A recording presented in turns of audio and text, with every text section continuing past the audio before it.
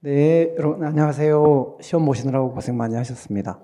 날씨도 추운데 이 수능 때만 한파가 오는 게 아니라 이제는 공시 한파도 있는 것 같아요. 아침에 저는 여러분들 시험 보는 그 구암중학교인가?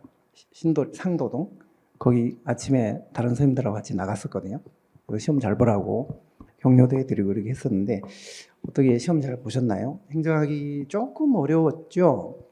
그런데 제가 늘 수업 시간에 그런 말씀드리잖아요. 행정학은 딱 문제를 봤을 때 조금 어렵다라는 생각이 들어야 선행정학 허리를 타신 분들은 결과가 항상 좋게 나온다.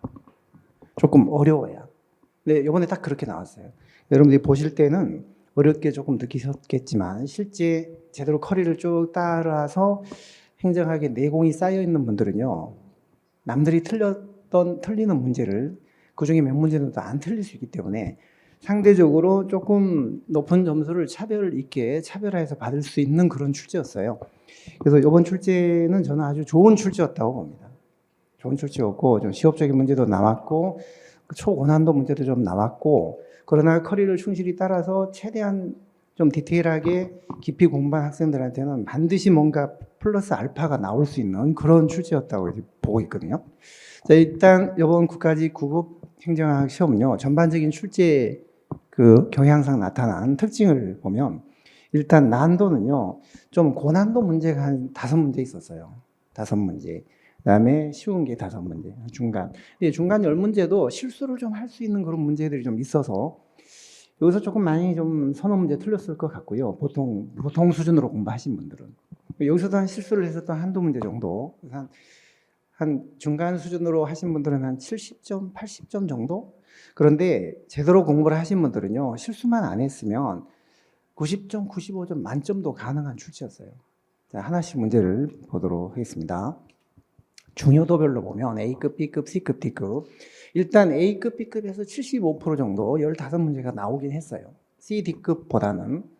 A급, B급에서 나왔는데 문제는 인문 수준에서는 좀 다루지 않았던 심화에서만 다뤘던 그런 문제들이 여기에 포함되어 있어서 A급, B급에서 많이 나왔긴 했지만 좀 난도가 높게 느껴지는 그런 문제들이 많았습니다.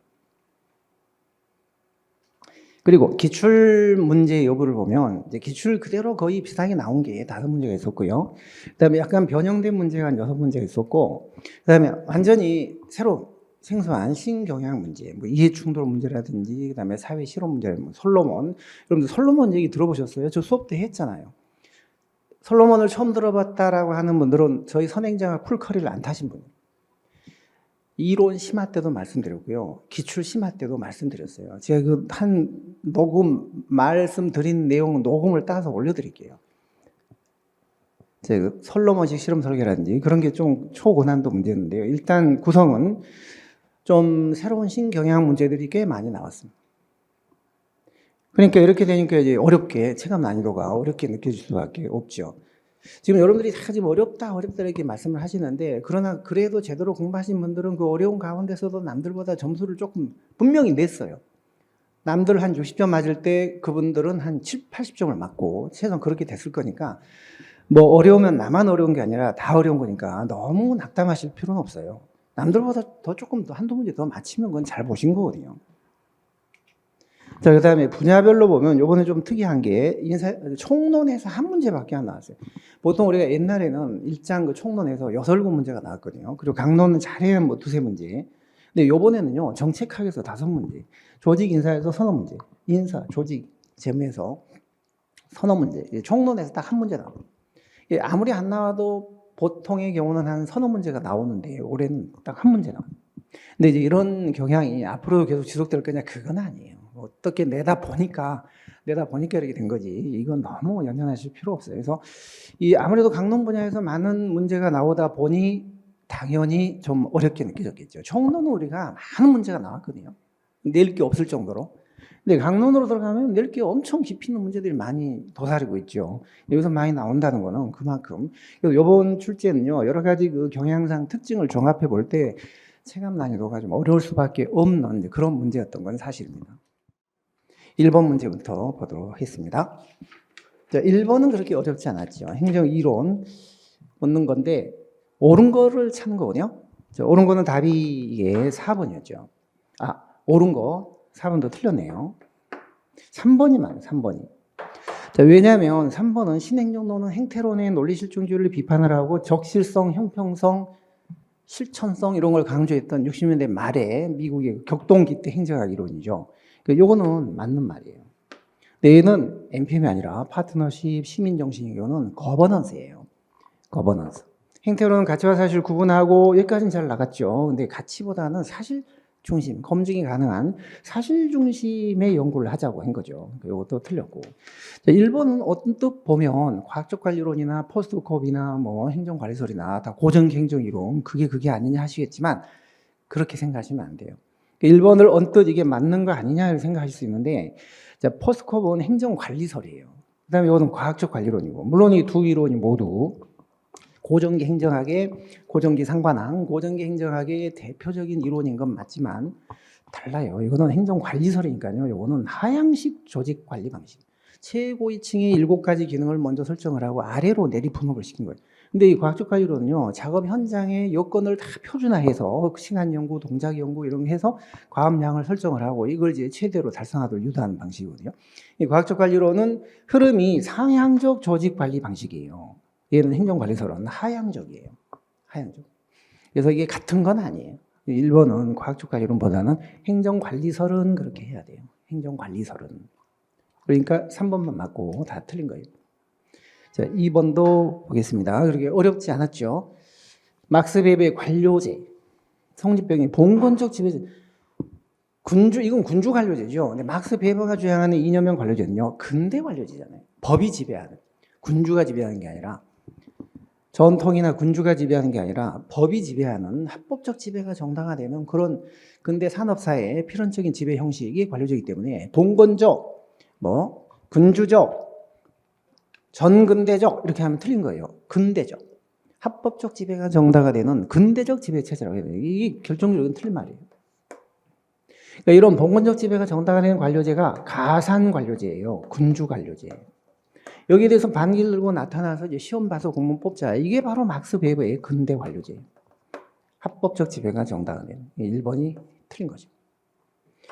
임무나 역할은 문서나 법규로 다 규정이 된다. 합법적 권위가 지배한다. 그다음에 상관이 임명하고 상관이 지휘 감독을 해요. 관료제는 기본적으로 상명하복 체제이기 때문에요. 당연히 부하들은 상급자가 임명을 하고 상급자가 지휘 감독을 하는 상명하복의 구조예요. 하이어라키라는 게 기본적으로. 이건 뭐 기본적인 얘기거든요. 이거 세 개 다 맞는 말이에요. 자, 3번 문제를 보시면 옳지 않는 거 있거든요. 총체주의가 합리주의죠. 합리주의하고 점중주의 예산 비교한 거거든요. 자, 1번은 이런 거 대표적인 합리주의 예산이죠. 문제가 없었고요. 2번은 어때요? 2번. 점중주의는 각 하급 개별 부서들이 얼마 주세요 하면 올라오면서 취합돼서 최종 금액이 결정되는 거예요. 이게 미시적이고 상향적이에요. 거시가 아니에요. 합리주의가 거시고요. 점중주의는 미시예요. 각 개인들, 개별 부서들의 입장이나 이해관계나 이런 게 올라오면서 모여져서 총익이 결정이 되는 거예요. 총익이 늘 늘어나기 때문에요. 뚜껑이 열려있고 열린 예산이라고 하는 거예요. 예산 삭감이 어려워요.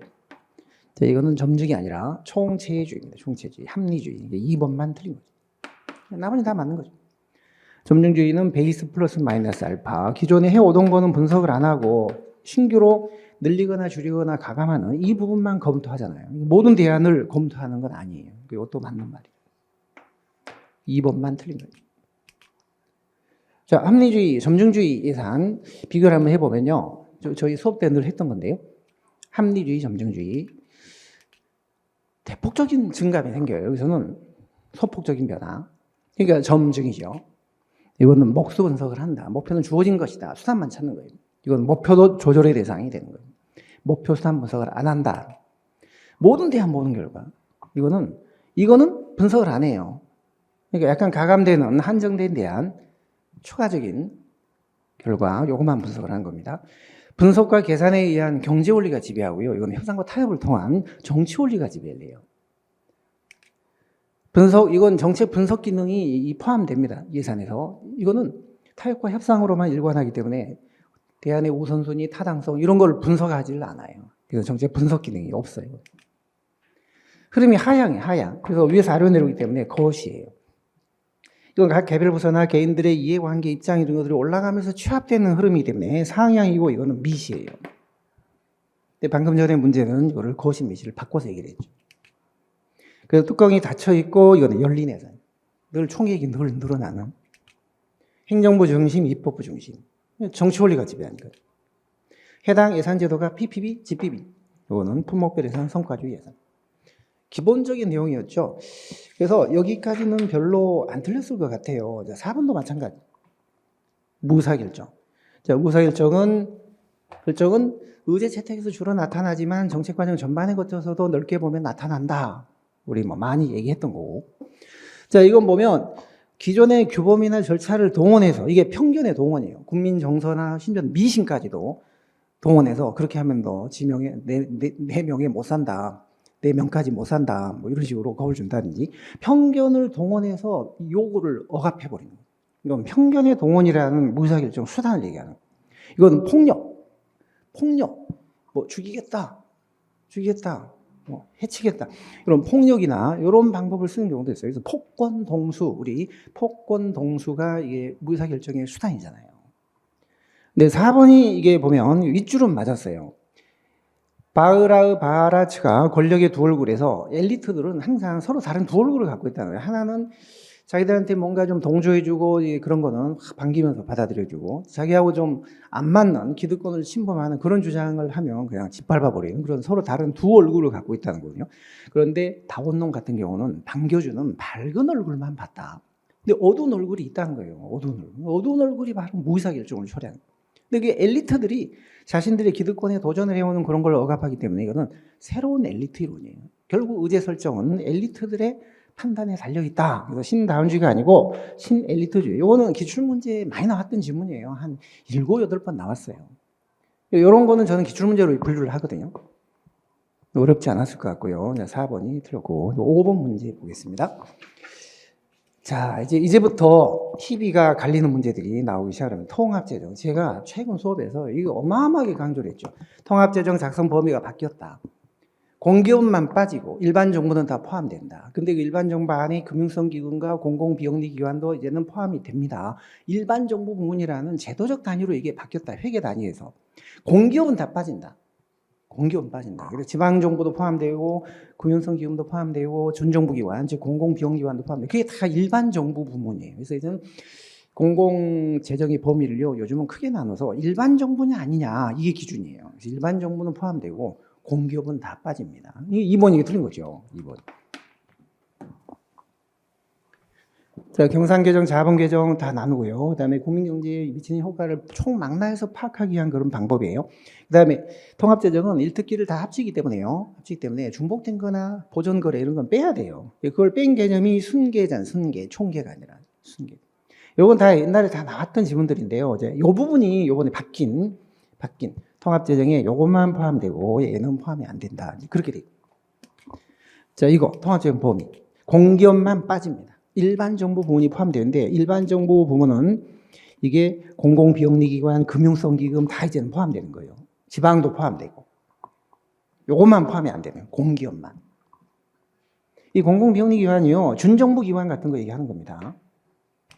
그래서 작성 방식과 범위가 이제 이렇게 바뀌었다. 최근에 수업 때 많이 제가 강조를 드렸던 내용이잖아요. 회계 단위에서 제도 단위로. 그러니까 일반 정부 부문이냐 아니냐 이게 기준입니다. 요즘은. 그 다음에 현금제가 아니라 요즘 발생주의로 방식이 금융성기금도 요즘 포함되고 공공비용기관도 포함되고 빠지는 거는 공기업만 빠집니다. 공기업. 자, 6번 문제 보겠습니다. 내적 타당도 이건 그렇게 어렵지 않았죠. 특정 상황 안에서 정책이 어떤 효과를 가져왔다고 말할 수 있는 즉 인과적 추론이 정확하게 됐냐. 다른 외생 변수 다 차단하고 정말 A 때문에 B가 나왔다고 말할 수 있냐. 인과관계에 대한 추론이 정확하게 이루어졌냐. 이게 내적 타당도죠. 다른 데 가서 일반화시킬 수 있냐. 이거는 외적 타당도죠. 구성적 타당도죠. 얘가 내적 타당도죠. 요거는 신뢰도죠. 일관성 있게. 신뢰도가 떨어지면 내적 타당도도 바로 떨어집니다. 그러다 이게 이 자체가 내적 타당도를 의미하는 건 아니에요. 이거는 신뢰도예요. 신뢰도. 규칙성. 답이 3번인 거예요. 7번 문제 볼게요. 처음 나왔던 좀 지엽적이고 디테일한 문제, 뭐 이런 문제가 나오냐 하시겠지만 그러나 우리가 행정학을 하는 거를 제대로 공부를 한 학도라면, 내공이 쌓여있다면 풀 줄 알아야 돼요. 이 지방공무법 어떻게 이거 다 외워서 합니까? 지방공무법 외우지 않아도 풀 수 있어요. 행정학이라는 그거에 제대로 어떤 뭔가가 내공이 갖춰진 학생이라면 풀 수 있어야 돼요. 자, 지방공무법에 시도별 인사위원회가 있어요. 시도별로 인사위원회에서 여기서 이제 그 인사를 하는 그 중앙에 인사처가 있다면 지방에는 이제 시도 인사위원회가 있는데 그 인사위원으로 임명될 수 없는 사람은 했거든요. 우리 이런 거 외울 수 없어요. 저도 못 외워요. 제가 만약에 문제를 처음 딱 봤다. 지방의 의원도 공무원이고 시도 인사위원들도 이제 공무원인데 어떻게 공무원이 겸직이 가능하겠어요? 겸직이 가능하지 않잖아요.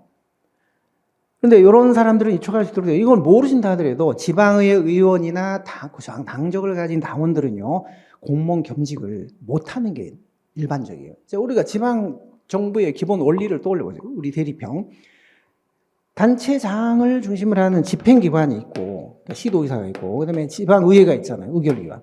항상 의결기관하고 집행기관은 견제와 균형을 유지해야 되는데 지금 인사위원회는 여기 있는 거 아니에요. 시도별로 인사위원회. 그런데 의회 의원들이 집행기관의 그 인사를 담당하는 위원으로 겸직을 한다. 이거 말이 안 됩니다. 이거 둘 다 공무원 신분인데 이거 겸직한다. 이것도 말이 안 돼요. 견제 균형의 원리상 겸직 금지 원칙상 상식적으로도 이거는 될 수가 없는 것들이에요. 당적을 가진 사람들이나 지방의 의원들은요 공무원을 겸할 수가 없는 거예요. 일반적으로. 이건 1번을 답을 하셔야 돼요. 이런 거 다 이걸 외우실 수는 없고 그런 기본 원리만 아신다면 바로 1번을 답으로 가셨어야 돼요. 1번이 답입니다. 자, 이거는 제가 수업 때 직접 설명 언급은 드리지 않았지만 맨 아래 보시면요. 저희 선행정학 기본서 797쪽에 지방공무원법 인사를 제가 요약 정리해 놓은 게 있어요. 거기 보면 이런 말이 나와 있어요. 맨 아래 보시면 지방의 의원이나 정당의 당원들은 인사위원으로 이촉될 수 없다. 그거 모르셔도 그걸 안 보셨다 하더라도 1번을 답으로 하셔야 돼요. 자, 8번 볼게요. 조직의 구조. 옳지 않는 거 있거든요. 이것도 조금 실수했을 수도 있는 부분이 조금은 있는데요. 그러나 신중하고 좀 실력이 있는 분이라면 1번을 답으로 하셨을 거예요. 왜냐하면 틀린 거 찾는 거거든요. 자, 사업구조는 산출, 성과물을 중심으로 중간관리자한테 책임을 묻는 그런 조직 형태거든요. 근데 이게 사업부서 내에서 기능 간 조정은 잘 되지만 사업부서 간에 사업부서가 너무 독립이 되기 때문에 사업부서 간 기능 조정은 안 됩니다. 이 기능이란 말만 보시면 안 되고요. 부서 내에서 기능 조정이냐, 부서 간의 조정이냐, 이게 문제예요. 부서 간의 조정은 잘 안 돼요. 그래서 이걸 할거주의 또는 분할 구조라고 하잖아요. 이건 완전히 틀린 거예요. 명백히. 다른 건 다 많은 거예요. 매트릭스, 기능 구조에다가 사업 구조를 결합시킨 거, 네트워크 구조, 연결을 해서 환경 변화에 민감하게 대처하는 수평 구조, 핵심 과정 중심으로 흐름별로 편제한 거, 경계를 깨고 소통을. 1번만 틀리고 다 맞겠습니다. 자, 데프트가 주장한 그 기능사 매수에 의해서 나온 문제잖아요. 이게 바로 기계적 구조, 가장 고전적인 이게 바로 기능별 구조. 요게 바로 사업 구조. 사업부서 간 이건 조정이 안 된다고 했잖아요. 부서 내에서 기능 조정은 잘 되는데 부서 간의 기능 조정은 안 된다. 이게 사업 구조예요. 그 다음에 요게 매트릭스. 여기 핵심 과정 중심으로 여기 바로 수평 구조. 핵심만 자기가 하고 나머지 외주준다. 이게 네트워크 조직. 마지막이 이제 유기적 구조. 학습 조직. 지속적인 실험과 분과. 그다음에 매뉴얼 낙고. 학습. 그래서 기능사 매수 내유로 내려갈수록 유기적인 구조라고 데프트는 정의를 내렸습니다. 9번 문제를 볼게요. 우리가 연공주의라는 것을 따로 뭐 얘기는 안 하지만 이 문제는 우리 인사행정에서 개방형과 폐쇄형 인사에 준해서 푸시면 돼요. 개방형은 능력 중심이고요. 실적이나 능력 중심이고 연공주의는 근무 연한 중심이에요. 연공서 폐쇄형이죠, 주로. 하이직으로 뽑아서 연공 서열에 따라 쭉 자동 승진시켜주는 폐쇄형 인사의 장단점을 생각하시면 돼요. 폐쇄형. 자, 그러면 기업은요, 젊은 나이에 뽑아서 계속 공직에서 성장을 하기 때문에 당연히 장기 근속으로 경험이 축적이 되고 조직 공헌도에 대한 높아지겠죠. 그래서 이건 능력 중심 인사가 아니라 연공서열, 근무 연한에 따라 자동으로 승진시키기 때문에 개인의 능력이나 성과에 따르는 보상 이런 게 안 돼요. 안 돼요. 그래서 능력 중심의 인사가 안 되니까 그로 인한 사기 저하가 문제가 돼요.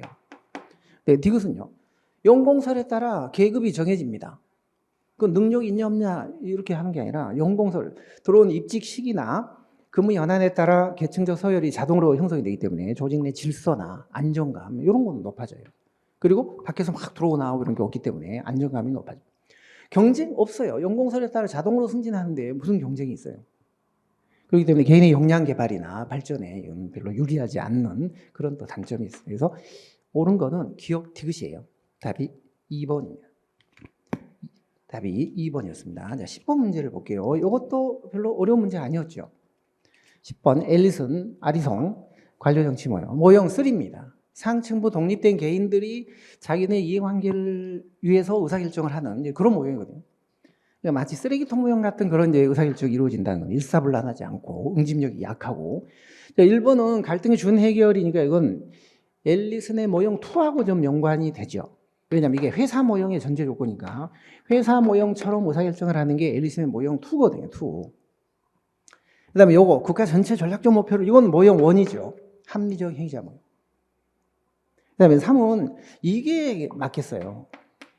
이게 응집력이 약하고 일관성도 약하고 목표에 대한 공유감이 약하고 자기 개개인의 어떤 출세나 정치적인 이득을 위해서 의사결정을 하는 그 상층부 개개인들의 그런 행태를 설명하는 모형이에요. 모형 3죠. 이게 모형 3. 관료정치문. 요거는 반독립적인 하부 조직의 느슨한 연결, 이거는 모형 2죠. 별로 어렵지 않았어요. 3번이 답이고요. 앨리슨 1, 2, 3. 모형 이름이 합리적 행위자, 조직과정 모형, 관료정치 모형, 일사불란한 집권화된 유기체 구조, 이건 느슨하게 연결된 하부 조직의 연합체 또는 집합체, 이건 독립된 뿔뿔이 흩어진 독립된 개개인들의 집합체. 갈등이 이건 가장 심하고요. 하부 조직은 갈등이 이건 준해결 상태고 이건 갈등이 아예 없어요. 일사불란. 꼭대기 한 사람이 딱 결정하면 다 따르는 거예요. 이건 하부 조직이 주체가 돼요. 의사결정에. 이건 상층부 독립된 개개인들이 의사결정의 주역이 됩니다. 공유감, 일관성, 응집력이 매우 높고 매우 낮고 이거는 중간이에요.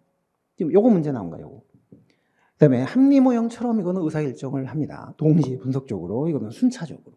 해보고 알면 또 바꿔보고 바꾸고, 이거는 타협과 협상 같은 정치적인 방법. 조직의 전체 계층에서 발견됐고, 이건 하부 조직에서, 이건 상층부 개인들한테서. 합리모형에 준하는 모형이고, 이거는 회사 모형 같은 개념이고, 이거는 쓰레기통 모형 같은 그런 모형이. 전제 조건이 이제 유사하다는 거죠. 11번 문제 보겠습니다. 제니스의 집단사고. 이 인문 이런 데서는 안 했던 것들이에요. 보니까 한 인문에서 다뤘던 것들이 한 60%밖에 안 되는 것 같아요. 심화 때 다뤘던 게 한 40%가. 요거는 6대 4로 나오니까 인문 수준으로만 공부하신 분들은 60점. 이 제니스의 집단사고는요. 그룹 싱킹. 그러니까 어떤 너무 획일적이고 폐쇄적이고 계층제 중심의 그런 조직에서는 반대 의견 표출을 못 하는 거예요. 반대 의견. 장관이 뭐라고 한마디 하면 다 거기 그냥 따라가는 거예요. 그러니까 아무 반대 의견 안 하면 침묵도 그거는 동의한 거다라고 인식해버리는 그런 문화가 지배적이에요. 2번. 그 다음에 집단 합의에 대해서 이의제기를 하면 반론을 제기하잖아요. 그런 거는 좀 무례한 일이다. 상대방의 감정을 해치는 그런 무례한 짓은 함부로 하면 안 된다. 그런 얘기를 할 때는요. 항상 자기 비판 같은 자기 검열을 해요. 자기 검열. 자기 검열이라는 게 스스로 어떤 의사를 표현할 때 자기 스스로 이거 얘기해도 되나? 괜찮나? 이거 안 먹을까? 이렇게 스스로 비판하고 억누르고 억지하는 그런 행위를 자기 검열을 하는 거예요. 이런 게 지배하는 문화에서는요. 이 만장일치라는 환상이 생깁니다. 그다음에 집단에 대한 과대표, 집단 우월주의예요. 개인들의 생각보다는 집단에서 결정한 게 항상 우월할 거다라는 그런 어떤 그 신념에 빠져 있는 거예요. 망상에 빠져 있는 거예요. 집단이 개인보다 실패할 리 없다. 집단적 결정이 반드시 개인적 결정보다 우수하다라는 이런 생각을 해요. 그런 경우에는 이런 문제가 생겨요. 이런 집단 사고의 폐상이 생겨요. 토론, 반대 의견도 표출하고 새로운 아이디어도 다양하게 내보고 서로 토론을 통해서 집단 지성을 창출하는 그런 거를 기대하기가 힘들어요. 일본의 집단 지성은요. 집단 사고하고 반대말이에요. 집단 지성과 집단 사고는 반대말이에요. 집단 사고는 만장일치로 가는 거고 집단 지성은 서로 막 찬반 논란을 거쳐서 다양한 아이디어를 이제 모아나가는 그런 과정이에요. 1번이 답입니다. 12번에 이것도 뭐 조금 헷갈리는 분들이 계실 수도 있어요. 자, 12번. 거시 조직론에 대한 문제인데요. 1번. 구조 상황이론은 the best one way는 없다. 각 개별 조직이 처해 있는 환경에 따라 다 이게 달라진다. 그러니까 예를 들어 불확실한 환경에서는 유기적 구조가 좋고 안정된 환경에서는 기계적 구조가 좋다. 항상 기계적 구조가 좋은 거 아니다. 유기적 구조가 늘 좋은 거 아니다. 이런 이론이에요. 1번 정확히 맞는 말이에요. 우리가 소거법으로 해나가면 이거는 딱 틀린 게 하나밖에 나올 수밖에 없어요. 2번 전략적 선택이론. 자, 전략적 선택이론이라는 거는 환경이 조직을 지배하는 게 아니라는 거예요. 따라서 동일한 환경이라 하더라도 관리자의 어떤 가치관이나 신념이나 지각, 이게 차이가 있으면, 이 지각이라고 하면 되어 있지만 가치관, 신념, 지각 이런 차이가 있으면 서로 다른 결정을 할 수도 있는 거예요. 관리자의 어떤 전략에 따라 선택이 달라질 수 있다. 환경이 지배하는 게 아니다라는 거예요. 이것도 정확히 맞는 말이죠. 관리자들의 전략이나 지각이나 가치관, 신념이 그게 독립 변수가 되는 거예요. 거래비용 경제, 이건 우리가 늘 많이 봤던 지문이죠. 시장에서의 거래 비용이 조직 내부의 행정 비용보다 크다면 밖에서 힘들게 거래할 필요 없이 거래가 필요 없는 계층제 조직이 나온다는 거죠. 그게 거래의 내부화예요. 거래의 내부화, 내부 조직화. 이거 맞는 말이에요. 다 맞아요. 1, 2, 3번은 아무 문제 없는. 근데 4번은 우리가 설사 잘 모른다 하더라도 우리가 조직권 생태로는 어떤 변이를 하고 선택을 받고 그 다음에 다시 이제 적응 보존을 하는 그런 그 순환적인 과정을 거친다 해서 이거를 종단면적 분석이라고 하잖아요. 조직권 생태로는 이런 변이, 선택, 보존이라는 시간적 순환을 거치는 종단면적 분석이다. 근데 이 변이라는 게 우연히 생길 수도 있지만 계획적으로 할 수도 있는 거예요. 우연 또는 계획. 다만 이거는 이제 외부에서 주로 변화가 생기는 거예요. 자기 스스로 막 변화를 해나가고 그런 게 아니라 이 변이라는 거는 의도적인 변화일 수도 있고 그 다음에 계획적인 변화일 수도 있고 우연적인 변화일 수도 있어요. 우리 기본서에도 보면 우연적인 변화와 계획적인 변화가 모두 포함된다 이렇게 나와 있어요. 이게 틀린 거예요. 설사 조금 자신이 없다 하더라도 변화라는 게 우연적인 변화도 있고 의도적인 변화도 있을 수 있는데 이걸 한쪽을 배제시킨다고 했으니까 이건 조금 문제가 있는 것 같다. 나머지는 전혀 문제가 없다. 답이 4번으로 하셔야 돼요. 13번 직무평가 방법. 요거는 우리가 많이 했던 문제예요. 좀 정형화된 문제예요. 옳지 않은 거. 자, 점수법. 요소별로 점수를 다 줘서 이걸 합산하는 방법. 계량화된 평가 방식이죠. 맞고. 분류법. 분류법은 항상 등급 기준표를 생각해요. 요거 나오면 무조건 등급 분류법이고, 그 다음에 요소별로 나누는 게 아니라 서분은 개괄적인 평가예요. 전체를 놓고 평가하는 거예요. 맞습니다. 서열법은 서분점효니까 이것도 요소별로 안 나누고 개괄적으로 평가하는 게 직무 전체를 놓고 계량화되지 않은 방법이에요. 요소비교법은 요소별로 점수를 주고 나서 대표직위를 선정해서 비교를 해서 점수를 보장한 다음에 그 점수에 따라서 분포에 따라서 보수까지 밝혀주는 계량화된 방법이에요. 양적 방법이에요. 비계량하면 안 됩니다. 이게 틀린 거죠. 자, 우리 직무평가 방법이요. 서분점효가 있습니다. 직무하고 직무 전체를 서로 비교하는 거고요. 이거는 등급 기준표를 미리 만들어서 그걸 갖고 평가하는 거예요. 이거는 요소별로 점수를 줘서 종합하는 방법이에요. 직무평가 기준표가 있어야 돼요. 이거는 요소별로 점수를 준 다음에 대표 직무하고 비교해서 점수를 보정한 다음에 점수 분포 범위에 따라서 보수까지 밝혀주는 그런 방법. 가운데 표를 쓰는 이 두 개는요, 절대평가예요. 절대평가. 근데 표를 안 쓰고 다른 직무하고 이렇게 비교하는 절차가 있는 서요는 상대평가예요. 근데 위에 두 개는 이거는 점수나 수치가 나온 게 아니기 때문에 비계량이고 아래 점요는 계량화된 방법. 위에 두 개는 요소별로 나누지 않고 직무 전체를 갖고 판단하는 개괄적 평가 방법이고요. 아래 두 개는 요소별로 나누어서 접근을 하는 요소별 평가예요. 이건 우리가 직무평가 방법 4가지 공부할 때 그 3가지 논점은 반드시 알아야 된다라고 많이 강조했던 부분이었죠. 14번 문제 보겠습니다. 우리나라 전자정보. 이것도 지능정보화 기본법이 바뀌면서 그게 다 바뀌었잖아요. 5년 단위로 하던 걸 3년 단위로 하고 이름도 바뀌었잖아요. 1번 옛날에는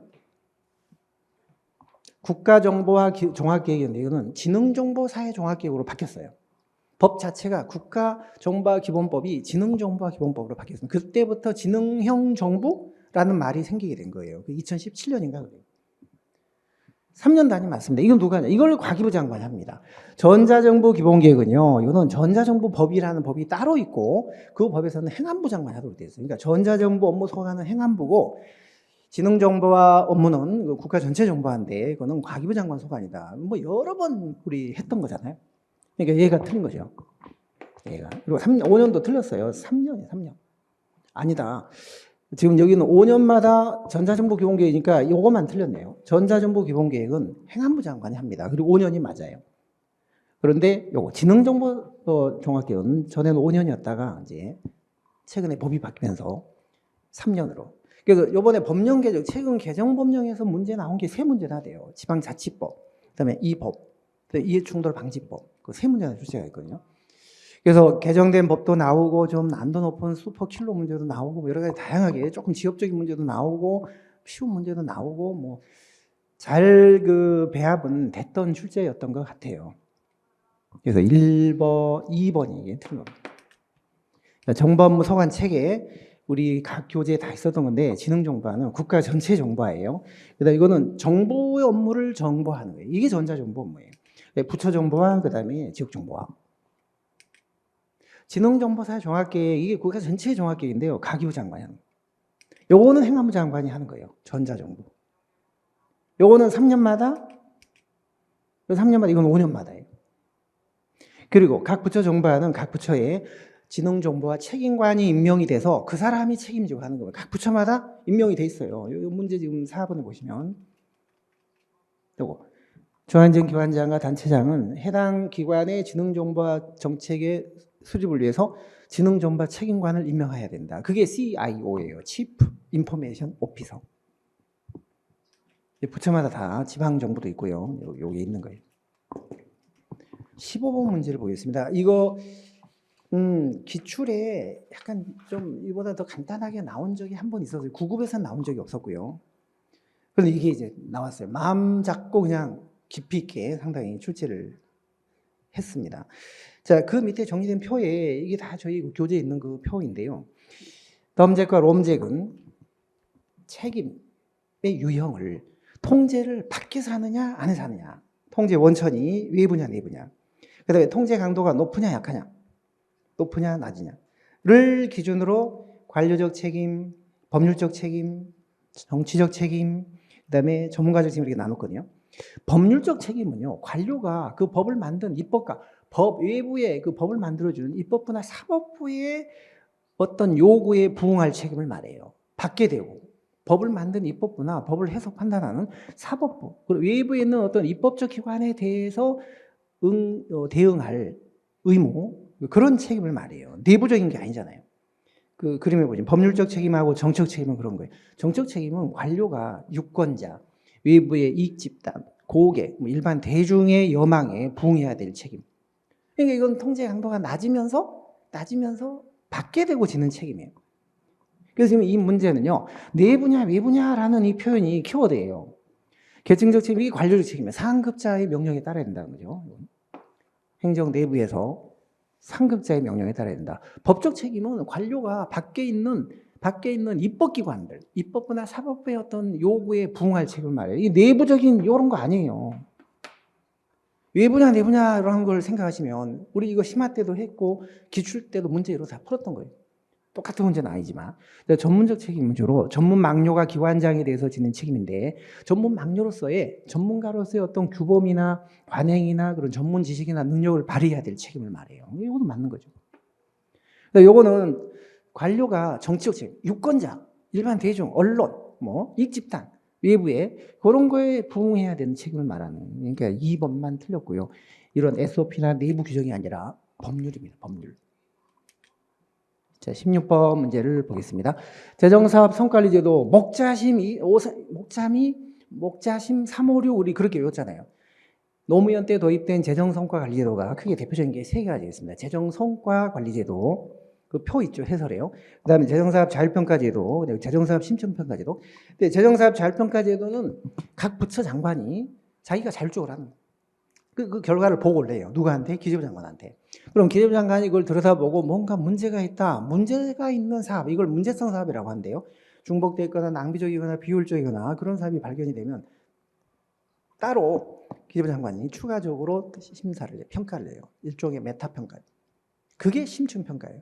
만약에 심층평가 결과 문제가 있는 사업이다라고 확인이 되면 예산을 깎거나 중단하거나 뭐 줄이거나 그런 조치를 취할 수가 있는 게 그게 심층평가제도예요. 그래서 제일 먼저 재정사업 목표관리제가 있고 그다음에 재정사업 자율평가제가 있고 그다음에 심층평가제. 그래서 목자심 도입 연도가 2003, 2005, 2006이니까 3, 5, 6.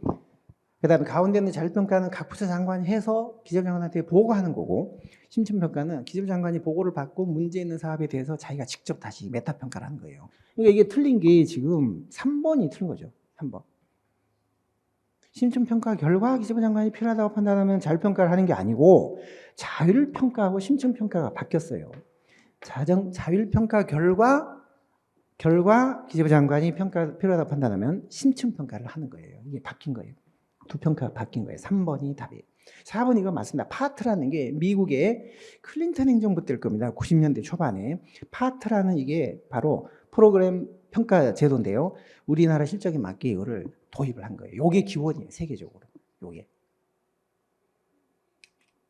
17번 문제 보겠습니다. 17번은 이해충돌 문제거든요. 이해충돌 방지법 제정되었다. 이거 수업 때 최근에 많이 말씀드렸고요. 2번은 저희 9급에서는 이건 얘기를 안 드렸는데 7급 파이널 모의고사 작년 같은 경우 이거를 아예 3개 문제를 다루는 것도 냈었어요. 실제적인 이해충돌은 지금 과거에도 충돌이 발생했고 앞으로 현재도 좀 발생하고 있는 상황이에요. 그 다음에 외견상 이해충돌은 이해충돌 가능성이 있는 충돌을 말해요. 지금 당장 충돌이 안 되지만 충돌이 될 가능성이 있다.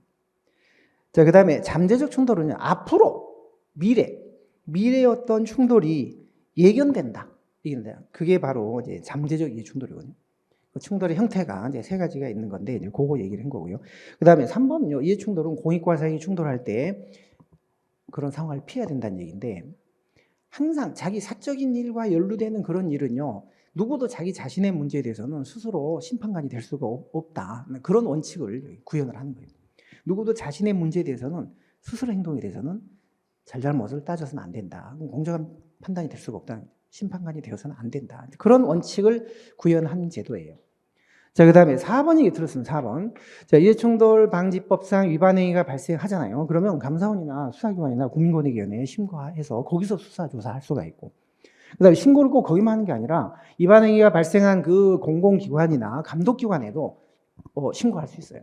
그러니까 이해 충돌이라는 거는 기관이 충돌하는 게 아니라 개인이 일을 처리하면서 그게 충돌이 생기는 경우가 생기니까 그런 충돌이 발생한 그 개인이 속한 그 기관에도 신고를, 그것도 알아야 될 거 아니에요. 기관도. 그리고 감독기관도 신고할 수 있는 거예요.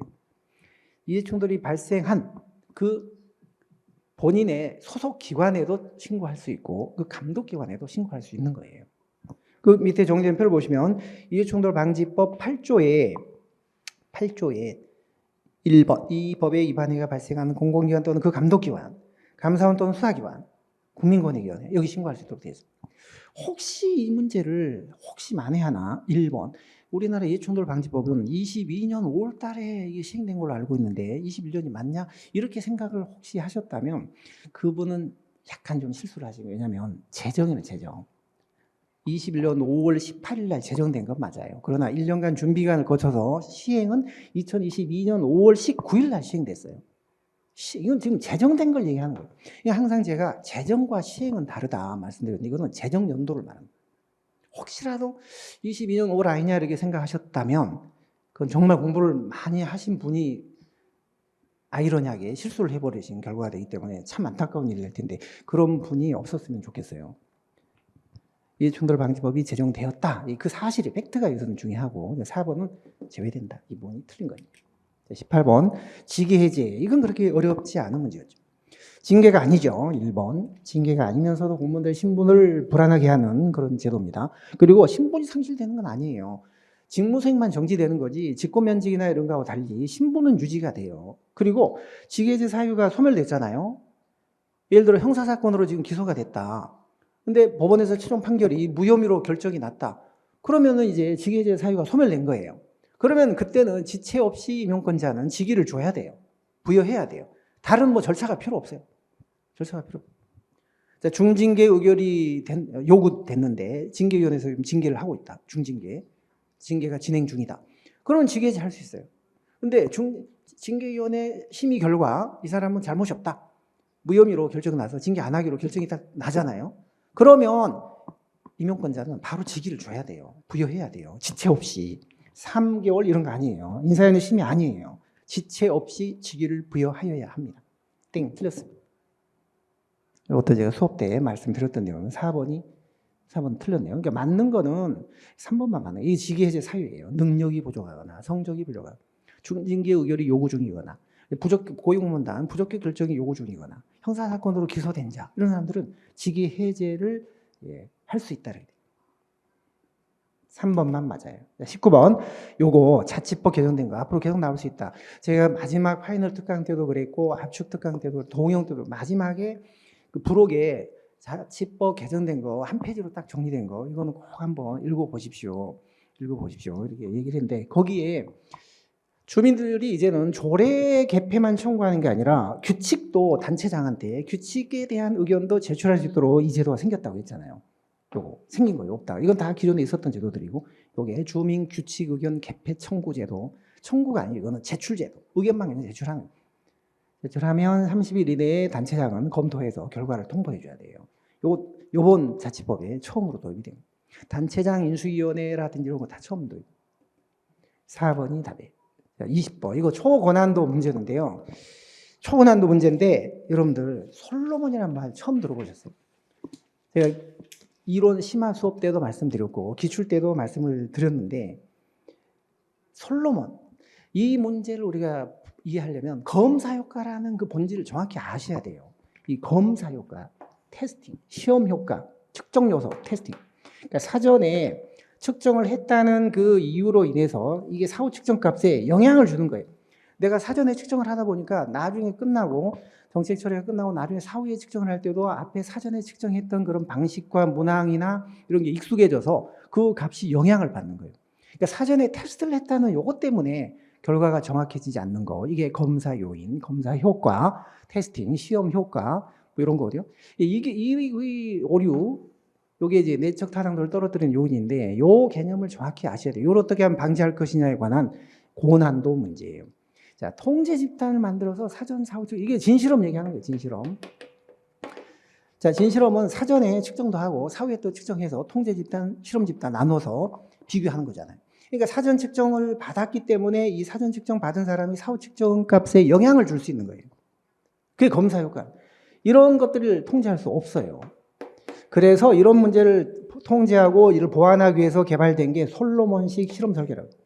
솔로몬식 실험 설계. 우리 기본서의 292쪽에 보면 왼쪽에 날개도 정리가 돼 있고요. 제가 설명도 해드렸어요. 그래서 사전에 측정을 안 하는 집단, 안 하고서 해보는 집단, 안 받는 그런 실험 집단 통제 있다. 사전 측정을 하는 집단, 실험 집단 통제. 그래서 결국 네 집단을 크로스로 교차 비교하는 그런 설계 방법이 바로 진실험이 초래하는 이런 검사 효과를 통제할 수 있는 그런 보완적인 방법이다. 그게 솔로몬식 실험 설계다. 네 집단을 갖고 하는 거예요. 두 집단을 갖고 하는 거예요. 사전 측정을 받지 않은 집단 2개하고 실험 집단 통제 집단, 사전 측정을 받은 집단 2개하고 4개 집단을 비교해서 정확하게 알아내요. 근데 처음엔요, 통제 집단 사전 사후 측정 설계가 이런 문제를 유발하기 때문에 1차적으로 보완적으로 고려됐던 방법이 또 이런 방법도 있긴 해요. 통제 집단 사후 설계, 그러니까 사전 측정을 안 하는 거예요. 실험 집단, 통제 집단 나누어서 사전 측정을 안 하고 사후에만 측정하는 거예요. 사전 측정 값을 모르고 사후 값만 가지고 정책을 판단하는 거예요. 그러니까 그 방법은 검사 효과는 발생하지 않겠죠. 사전 측정을 안 했으니까. 근데 문제는 이게 최초 값을 알 수거든요. 정책이 실시되기 전 상태를 측정을 안 했기 때문에 최초 값을 모른다는 그런 단점이 있어요. 그게 이 방법의 단점이에요. 그런데 이 방법은 이게 진실험인데요. 통제 집단 사전 사후 측정 설계. 이거는 사전에 측정도 하고 사후도 측정해서 비교하는 겁니다. 그러니까 이 방법은 최초 값을 알 수 있다는 장점은 있지만 검사 효과 같은 게 나타난다. 얘는 검사 효과는 나타나지 않지만 사전 측정을 안 했으니까 최초 값을 모른다는 단점이 있고, 요거는 검사 효과는 나타나지만 최초값, 사전 측정을 했기 때문에 최초 상태를 알 수 있다는 그런 또 장점은 있거든요. 일장일단 있는 거예요. 그래서 이 두 실험 설계의 장점만 딴 거예요. 장점만. 이 통제단 사후 설계에서 나타나는 장점, 검사 효과를 방지한다. 그다음에 통제단 사전 사후 설계에 나타나는 장점, 최초 값을 알 수 있다. 이 장점만 취하겠다고 해서 이 두 실험 방법을 절충한 설계 방법이 솔로몬식 실험 설계예요. 그러니까 고전적인 진실험 방법이 검사 효과를 통제할 수 없기 때문에 그 보완책으로 등장한. 그래서 이 방법이 가장 검사 효과를 방지할 수 있는 가장 정확한 그런 평가 방법을 설계 방법으로 현재는 알려져 있어요. 그래서 솔로몬식 실험 설계는 좀 아셔야 됩니다. 나올 수 있습니다라고 이 말씀을 드렸던 거거든요. 그러니까 1번만 틀리고요. 이건 정확히 맞는 말이고 준실험이 진실험보다 실행 가능성 그다음에 외적 타산도 같은 게 높은 장점이죠. 회귀분석 설계는요, 회귀분석을 준실험에 응용을 한 거예요. 실험 집단과 통제 집단에 대해서 회귀분석을 합니다. 회귀분석 결과 그 불연속, 끊김, 단절, 불연속의 크기를 정책 효과로 판단하겠다는 거죠. 불연속의 크기, 이게 단절의 크기예요. 요거를 정책 효과로 판단하겠다. 그게 회귀 불연속 설계예요. 이 문제가 제일 어려웠던 것 같아요. 제일 어떤 것 같은데 서울대도 말씀드렸지만 문제가 조금 어려워야 공부를 열심히 하고 깊이 하는 학생들이 그나마 또 차별화된 점수를 받을 수 있기 때문에 점수가 비록 여러분들이 혹시 점수가 80점이라고 해도 낮은 점수가 아닙니다. 75점, 80점 굉장히 높은 점수고요. 정말 실수를 하지 않고 선행제한 커리를 충실히 쭉 따라오신 분이라면 90점 이상도 충분히 가능한 그런 출제였어요. 저는 굉장히 이번 출제가 탁월한 출제였다고 생각을 합니다. 여러분들 이제 금년도 첫 번째 시험 하나가 끝났을 뿐입니다. 너무 시험 못 봤다고 뭐 기죽거나 좌절하지 마시고요. 꿀벌은 슬퍼할 시간이 없어요.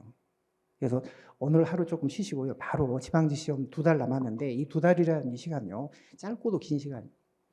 충분히 점수를 만회할 수 있는 시간이기도 하지만 완전히 망가질 수도 있는 시간이에요.